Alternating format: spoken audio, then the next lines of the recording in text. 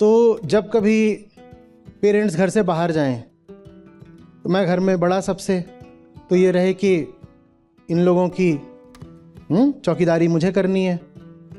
तो वो छत पे भागा करता था बार बार, और को तभी अनुमति थी जब कोई साथ में रहे, क्योंकि छत पर जो दीवार थी मुंडेर वो इतनी ही थी। तो मुझे कहा जाए कि इसको छत पर नहीं जाने देना है जब तक हम लोग नहीं आते।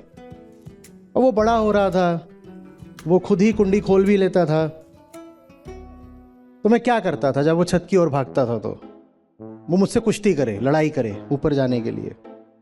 तो मैं उसको ऐसे पकड़ करके और उसके दोनों हाथ पीछे करके उसको ऐसे अरेस्ट कर लेता था एक तरीके से। तो उसको रोक भी दिया है और उसको चोट भी नहीं लग रही है, और ये भी कह रहे हैं मैं ऐसी पकड़े खड़ा रहूंगा जब तक तुम कह नहीं देते कि छत पर नहीं भागूंगा।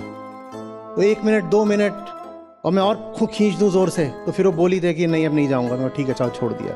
फिर आधे घंटे बाद फिर भागे तो फिर कुछ और करना है।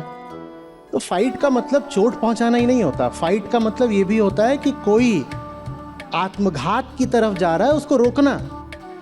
मैं जिस फाइट की बात करता हूँ उसमें हिंसा नहीं है, उसमें प्रेम है। एक बार मैंने कहा था कि तुम्हें आग से बचाने के लिए मुझे आग से नहीं तुमसे लड़ना पड़ता है, क्योंकि तुम खुद आग में घुसने को तैयार हो। तो आग से क्या लड़े, तुमसे लड़ना पड़ता है कि वहां मत घुस। मैं उस फाइट की बात कर रहा हूँ।